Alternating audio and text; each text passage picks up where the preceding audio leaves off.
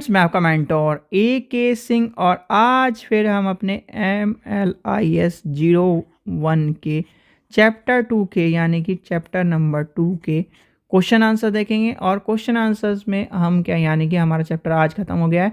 आज हम इसे क्वेश्चन आंसर भी देख लेते हैं तो आपके सारे के सारे चीज़ें कंप्लीट हो जाएंगी। देखो, इस चैप्टर में मैं आपको घुमा फिरा के सीधे सीधे चीज़ें ना बताते हुए सीधे एक चीज़ कहूँगा, जितने भी इसमें टॉपिक दिए गए, चाहे आपका RRLF हो, चाहे आपका UGC हो, चाहे आपका डिजडॉग हो, चाहे इंचडॉग हो, चाहे आपका कहीं ना कहीं यूनेस्को, इन सब के क्वेश्चन यानी कि आपको याद करने हैं छोटे फॉर्म में। किसके फॉर्म में याद करने हैं? छोटे फॉर्म में, क्योंकि छोटे ही क्वेश्चन आपको देखने के लिए मिलेंगे। तो ये आपको मैं बताता हूँ। और क्वेश्चन में कहीं ना कहीं जो कुछ क्वेश्चन है, जैसे कि आपका यहाँ क्वेश्चन आएगा यूनेस्को के ऊपर, वो आपका पूछा जा सकता है। तो चलिए शुरू करते हैं। सबसे पहले क्या करना है, वीडियो को लाइक करना, चैनल को सब्सक्राइब करना, वीडियो को ज़्यादा शेयर करना, टेलीग्राम ग्रुप को ज्वाइन करके रखना, जिससे इंपॉर्टेंट इन्फॉर्मेशन मिलती रहे। तो ये आपका बनता है चैप्टर नंबर 2 के हम क्या करेंगे, क्वेश्चन एंड आंसर। क्या है? क्वेश्चन आंसर देखने हैं। तो चलिए शुरू करते हैं। सबसे पहला आपका आ जाता है क्वेश्चन यूनेस्को के ऊपर, यानी कि यूनेस्को के ऊपर बनता है। और यूनेस्को में आपका क्या है, यूनेस्को की आपका फुल फॉर्म क्या है? भाई आपसे कोई पूछने लगे कि यूनेस्को की फुल फॉर्म क्या है, यूनेस्को की फुल फॉर्म आपको बता देनी है। ठीक है, फुल फॉर्म सबकी याद कर लेनी है, यूनेस्को की या हो चाहे किसी की भी हो। ठीक है, अगर आपसे कोई पूछने लगे कि क्या है तो आपको ये पता नहीं। अब क्वेश्चन सबसे पहला ये बनता है कि ग्रंथालय एवं सूचना सेवा के विकास में जो समृद्ध संगठन है एवं संस्थाओं के बारे में नाम बताते हुए उदाहरण सहित लिखिए। Question number 1। ठीक है, सबसे पहला आपका है ग्रंथालय एवं सूचना सेवाओं के विकास में संबंधित संगठन और संस्थाएं या संस्थाओं के बारे में उदाहरण सहित लिखिए। ठीक है, उदाहरण सहित लिखिए। अब इसमें क्या आ जाएंगे, सारे आ जाएंगे। फिर आपको पहले बताना अंतर्राष्ट्रीय ये है, राष्ट्रीय ये है, सार्वभौमिक ये है, राष्ट्रीय सूचना प्रणाली ये है, राष्ट्रीय सूचना प्रणाली के अंतर्गत ये, मतलब सारे के सारे आपको चाहे जो 4-5 टॉपिक कराए हैं वो सारे।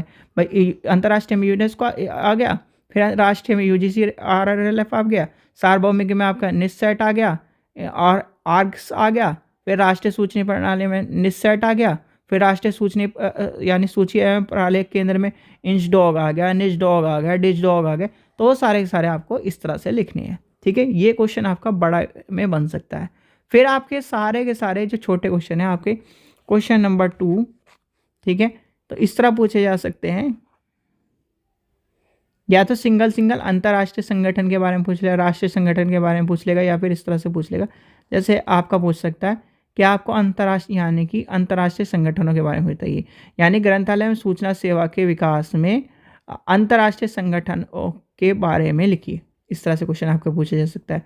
ठीक है, मैं आपको आइडिया बता रहा हूँ, वैसे एक यानी कि लिख लेना है आपको। जैसे मान के चलिए एक क्वेश्चन मैं बता देता हूँ, फिर आपको सारे आपके कंप्लीट हो जाएंगे। ग्रंथालय एवं सूचना सेवाओं के विकास में समृद्ध संगठन और